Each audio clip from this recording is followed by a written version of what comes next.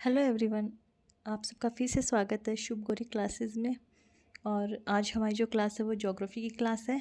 और जो पहली क्लास दी थी मैंने वो थी भारत का सामान्य परिचय। तो उसके आगे से हम शुरू करते हैं जो भारत का भौतिक विभाजन है। आज की क्लास वही है, तो स्टार्ट करते हैं हमारी आज की क्लास। सबसे पहले हम मैप से शुरू करते हैं। जो भारत का जो मैप है उसके अंदर मैं आपको बता देती हूँ कि भारत के भौतिक प्रदेश कौन कौन से हैं, जो भौतिक विभाजन हमारा वो कितने भागों में बांटा गया है, सारा सब कुछ बता देती हूँ। तो ये जो पहले की जो क्लास थी उसके अंदर जो भारत का मैप था ना, उसी में मैंने इसको डिस्क्राइब किया है। तो सबसे पहले हम अगर उत्तर में देखेंगे ना, तो ये जो ऑरेंज कलर में आपको दिख रहा है ये पूरा क्या है, उत्तर पर्वतीय प्रदेश क्षेत्र, ठीक है, जिसमें हिमालय आता है। उसके बाद में जो ग्रीन कलर में है नीचे, जहाँ पे लिखा हुआ है मध्य भारत का मैदान। उसके बाद जो है वो है दक्षिणी पठारी प्रदेश। ये है दक्षिण में नीचे तक है, जितना मैंने आपको इसमें दिखा रखा है।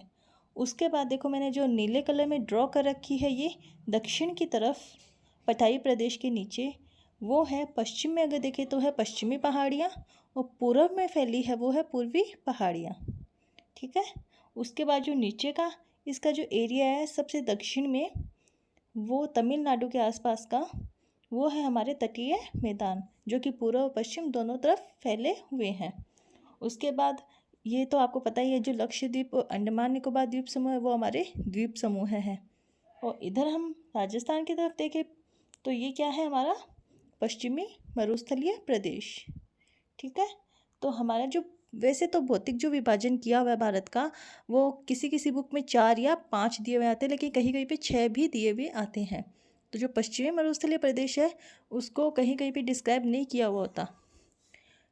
तो पहला हमारा उत्तर पर्वतीय प्रदेश, दूसरा मध्य भारत का मैदान, तीसरा है दक्षिणी पठारी प्रदेश, जो चौथा है वो है हमारी पूर्वी और पश्चिमी पहाड़ियाँ, और जो पांचवा है वो है तटीय मैदान, जो छठा है वो है द्वीप समूह है, और सातवां है पश्चिमी मरुस्थल, ठीक है। इतना हो गया।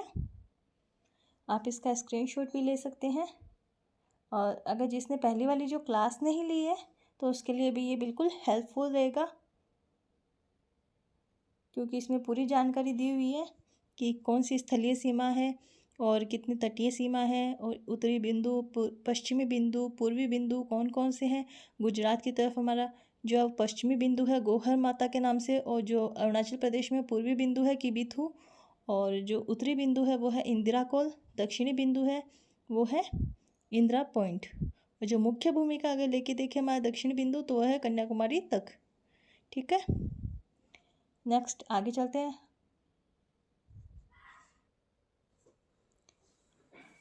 अब हम थोड़ी सी इसके बारे में जानकारी ले लेते हैं कि कहाँ कहाँ कौन कौन से क्षेत्र में क्या क्या है, कौन सी घाटियाँ हैं, कौन से दर्रे हैं, ये सब चीज़ें।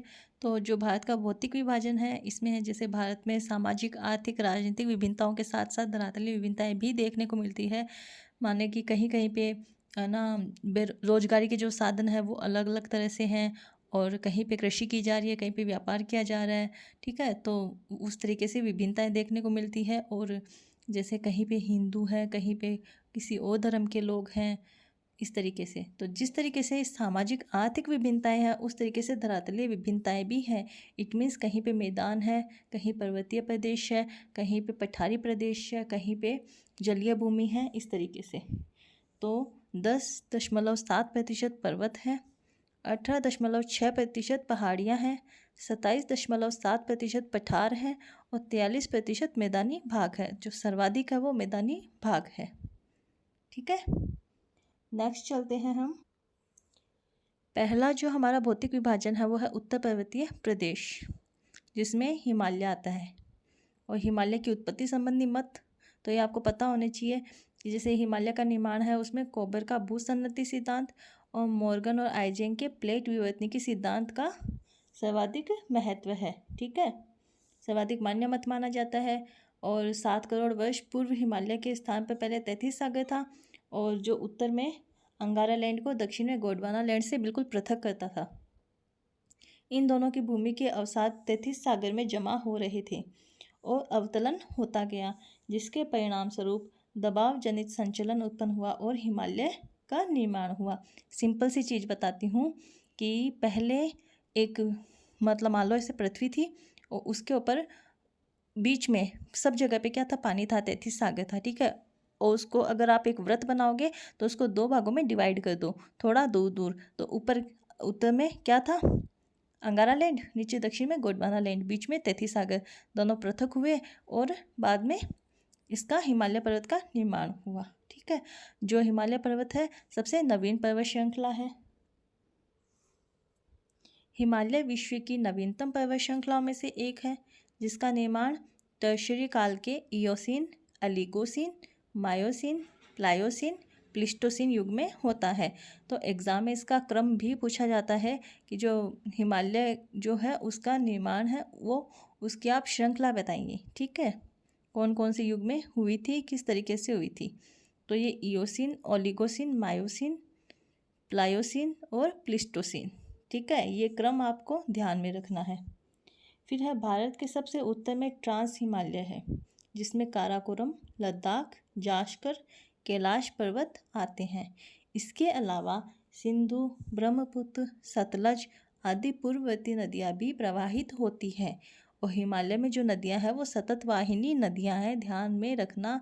और जो मैं लाइनें बता रही हूँ उन लाइनों से हर एक लाइन से एक एक क्वेश्चन आया हुआ है पिछले एग्ज़ाम में, चाहे वो यूपीपीएससी के किसी के भी एग्ज़ाम हो, सब एग्ज़ाम्स में आए हुए हैं ये क्वेश्चंस। तो एक एक लाइन से एक एक क्वेश्चंस आए हुए हैं। मैं वही मैटर लिख रही हूँ जो आपके एग्ज़ाम की दृष्टि से इम्पोर्टेंट है। ट्रांस हिमालय अवसादी चट्टानों से निर्मित वनस्पतिहीन प्रदेश है, जिसे वृष्टि छाया प्रदेश भी कहते हैं। अब थोड़ा सा हिमालय के बारे में पढ़ लेते हैं। तो हिमालय की जो औसत ऊंचाई है वो है 6000 मीटर। औसत ऊंचाई 6000 मीटर है। लंबाई 2400 किलोमीटर है। चौड़ाई 150 से 400 किलोमीटर है। कुल क्षेत्रफल है वो 5 लाख वर्ग किलोमीटर में ये जो हिमालय पर्वतीय प्रदेश है ये फैला हुआ है, ठीक है। फिर नेक्स्ट चलते हैं। जो हिमालय है उसको 3 भागों में विभाजित किया गया है। महान हिमालय, जिसे वृहद हिमालय भी कहते हैं। उसके बाद है मध्य हिमालय, लघु हिमालय, और जो 3rd नंबर पे वो है शिवालिक की पहाड़ियाँ। तो पहला हम पढ़ते हैं महान हिमालय। यह नंगा पर्वत से नामचा बरवा पर्वत तक फैली हुई है। यह नंगा पर्वत से नामचा बरवा पर्वत तक फैली हुई है। इसमें माउंट एवरेस्ट 8848 मीटर सबसे ऊंची पर्वत चोटी है, जो कि नेपाल में स्थित है। कहाँ स्थित है? नेपाल में, ना कि भारत में। यह विश्व की सबसे ऊंची चोटी भी है। कंचनजंगा 8598 मीटर महान हिमालय में स्थित तथा भारत की सबसे ऊंची चोटी है, ठीक है। अगर भारत में पूछे तो कौन सी है? कंचनजंगा। इसे आंतरिक बहिर्गिरि व हिमाद्री भी कहते हैं। किसे कहते हैं? महान हिमालय को आंतरिक बहिर्गिरि व हिमाद्री भी कहते हैं। सबसे इम्पोर्टेंट है, ये पूछा जाता है। इसके अंतर्गत जो महान हिमालय है उसमें कौन कौन सी हैं दर्रे, घाटियाँ, मैंने पहले भी आपको बताया था कौन कौन से पर्वत है, तो हम देख लेते हैं। उत्तराखंड में नंदा देवी, फिर यामा, माना, नीति और लिपुलेख दर्रा है, ठीक है। नंदा देवी क्या है? पर्वत श्रेणी है। उसके बाद में यामा, माना, नीति और लिपुलेख दर्रा है। फिर है जम्मू और लद्दाख में बुर्जिल और जोजिला दर्रा। मकालू, धौलगिरी, कोमट, मनालू पर्वत श्रेणियाँ हैं। सिक्किम में नाथुला व जेलेपला दर्रा है। उसके बाद अरुणाचल प्रदेश में बोमडिला दर्रा है। पश्चिम से पूर्व में सिंधु से ब्रह्मपुत्र तक विस्तार, ठीक है। इसका विस्तार का पश्चिम से पूर्व में सिंधु से ब्रह्मपुत्र तक, पश्चिम में सिंधु और पूर्व में ब्रह्मपुत्र। फिर है गंगा, यमुना, उनके सहायक नदियों का उद्गम भी यहीं से ही है। मिलाम, जम्मू, गंगोत्री, हिमनद महान हिमालय में ही आते हैं। तो ये पूछ लेते हैं एग्जाम में, ऑब्जेक्टिव टाइप क्वेश्चंस में ऑप्शंस देके पूछ लेते हैं कि निम्न में से कौन सा महान हिमालय में नहीं है, ठीक है, या फिर है। और जो दर्रे हैं उनका मैं आपको अलग से एक वीडियो बनाऊंगी, अलग से क्लास लेऊंगी उसकी, उसमें बता दूंगी कि कौन कौन सी पर्वत श्रेणियाँ और कौन कौन से दर्रे हैं किस किस राज्य में। ठीक है, नेक्स्ट चलते हैं हम मध्य हिमालय। इसमें काराकोरम, लद्दाख, जास्कर, कैलाश प्रमुख पर्वत श्रेणी है। इसे लघु हिमालय भी कहते हैं। ठीक है, ये सारी चीज़ें जो मैं आपको बता रही हूँ एक मैप में फिर बताऊंगी आपको अभी। काराकोरम, लद्दाख, जास्कर, कैलाश प्रमुख पर्वत श्रेणी है किसमें है? मध्य हिमालय में, ध्यान रखना। इसे लघु हिमालय भी कहते हैं। इसकी चौड़ाई 80 से 100 किलोमीटर, ऊंचाई 4500 मीटर है। इसमें पश्चिम से पूर्व की ओर पीर पंजाल, धौलाधर, नागटिब्बा, मसूरी, महाभारत श्रेणी प्रमुख है। और एग्ज़ाम में पूछी भी गई है कि पीर पंजाल या धौलाधर कौन से हिमालय में है? महान हिमालय में, मध्य हिमालय में या शिवालिक में? इसके अलावा इसमें कश्मीर घाटी, कुल्लू घाटी, लाहौल स्पीति घाटी, काठमांडू घाटी भी स्थित है। यहाँ स्थित छोटे छोटे घास के मैदान को कश्मीर में मर्ग तथा उत्तराखंड में बुग्याल कहते हैं। Very very important. कश्मीर में क्या कहते हैं? मर्ग, और उत्तराखंड में क्या कहते हैं? बुग्याल। पूछ लेते हैं, अपोजिट भी पूछ लेते हैं कि मर्ग और बुग्याल होते क्या हैं।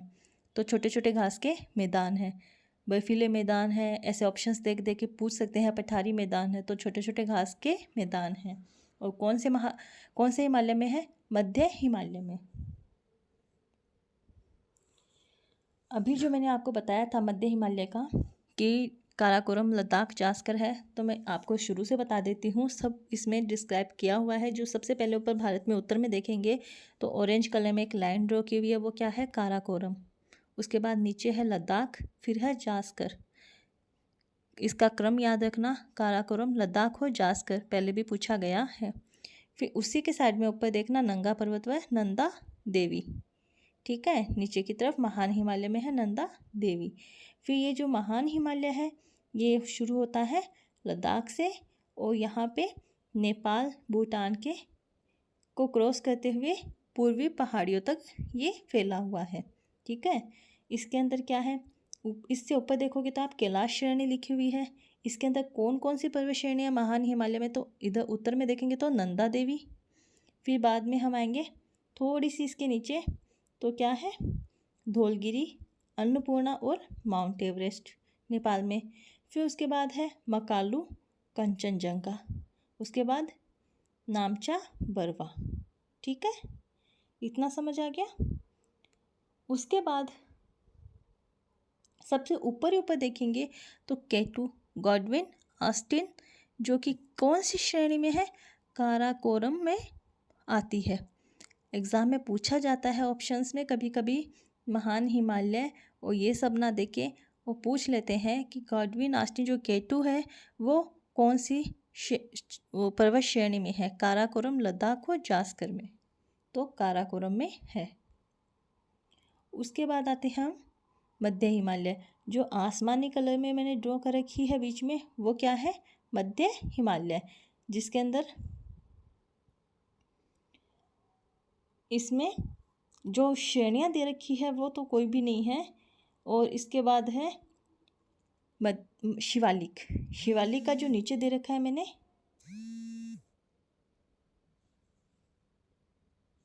शिवालिक के अंदर पीर पंजाल हो गई, धौलाधर हो गई, लाहौल व स्पीति घाटी हो गई। ठीक है, उत्तर की तरफ तो ये है। उसके बाद हम जाते हैं इधर पूर्व की तरफ। तो पूर्व की तरफ जो पूर्वोत्तर पहाड़ियाँ हैं वहाँ पे देखो मैंने ग्रीन लाइन से है आपको दिखा रखी है। इसमें है गारो, खासी, जैंतिया और नागा पहाड़ी। ये अक्सर एग्ज़ाम में पूछी भी जाती है।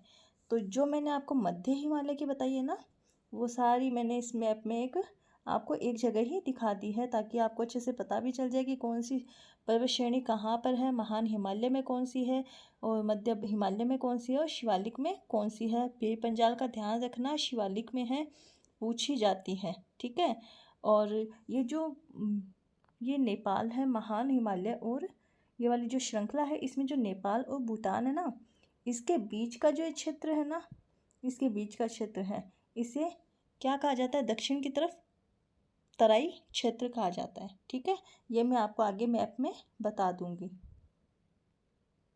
इसके बाद है शिवालिक। इसे निम्न हिमालय या बाह्य हिमालय भी कहते हैं। इसका विस्तार पाकिस्तान में पेशावर से पूर्व में 87 डिग्री देशांतर तक है, और 87 डिग्री देशांतर आपको मैप में पता होना चाहिए। यह श्रृंखला भी खंडित अवस्था में है।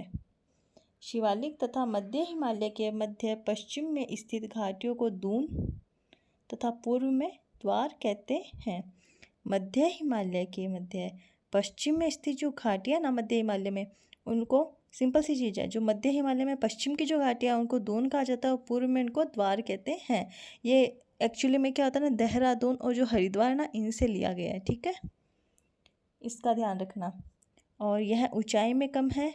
रानीखेत, अल्मोड़ा आदि प्रसिद्ध पर्यटन स्थल है शिवालिक के अंदर, एग्ज़ाम में पूछे भी गए हैं। इसमें ग्लेशियर सियाचिन हिमनद प्रमुख है। पूर्वांचल की पहाड़ियों में अगर देखें तो उत्तर में मटकोई, नागा, मिजो, मणिपुर, त्रिपुरा की पहाड़ियों के नाम से इनको जाना जाता है, पूर्वांचल की पहाड़ियों को। इसमें कौन कौन सी पहाड़ियाँ हैं मैंने आपको मैप में भी बताया था, गारो, खासी, जयंतिया, ठीक है, और नागा पहाड़ी है, और नामचा बरवा कहाँ है? महान हिमालय में है। ठीक है, ये सारी होगी। इसके बाद हम देखते हैं जो हिमालय है उसका प्रादेशिक वर्गीकरण। हिमालय के प्रादेशिक वर्गीकरण में देखो, इसको 4 भागों में बांटा गया है, पंजाब, कुमायूं, नेपाल और असम। ठीक है, पंजाब में जो सिंधु से सतलज के बीच का भाग है वो पंजाब कहलाता है, 560 किलोमीटर लंबाई है उसकी। सतलज से काली के बीच का भाग कुमायूं कहलाता है, जिसकी 320 किलोमीटर लंबाई है। और काली से तीस्ता के बीच का भाग नेपाल कहलाता है, जिसकी लंबाई 800 किलोमीटर है। और तीस्ता से दिहांग तक का भाग 720 किलोमीटर, जिसकी लंबाई है वो असम कहलाता है। ठीक है, तो इसका जो क्रम है वो याद रखना, सिंधु, सतलज, काली, तीस्ता और दिहांग तक। ठीक है, ये 5 नाम याद रख लोगे तो अपने आप ये चीज़ें याद हो जाएगी, कि सिंधु से सतलज, सतलज से काली, काली से तीस्ता, तीस्ता से दिहांग। ओके, ये हमारी आज की क्लास है। इससे पिछली जो मैंने क्लास ली थी उसके अंदर मैंने आपको कर्क रेखा के बारे में और मानक समय रेखा के बारे में आपको मैंने बताया था भारत की, तो एक शॉर्ट वीडियो में डालूंगी, उसमें मैं आपको कर्क रेखा की ट्रिक बता दूंगी याद करने की, और एक मानक समय का एक क्वेश्चन आता है यूजीसी नेट में, और हो सकता है फर्स्ट ग्रेड में भी पूछा जाए, इस बार तो नहीं पूछा गया था आई थिंक, और मैं आपको बता दूंगी कैसे आपको सॉल्व करना है, कैसे आपको समय निकालना है, तो ये सारे एक शॉर्ट वीडियो में डालूंगी। आज की क्लास यहीं कंप्लीट करते हैं हम। क्लास अच्छी लगी तो क्लास को लाइक कीजिए, शेयर कीजिए, हमारे चैनल को सब्सक्राइब कीजिए अपने फ्रेंड्स के बीच, और शेयर कीजिए क्लासेस को, ताकि अपने फ्रेंड्स को भी अच्छा मैटर मिले एक, और हम शुरू से शुरू कर रहे हैं, जो बेसिक है आपको अच्छे से समझ आ जाएगा। और अगर आपको कोई भी डाउट हो तो आप कमेंट करके भी पूछ सकते हैं। नेक्स्ट क्लास में हम फिर मिलते हैं, तब तक के लिए नमस्कार।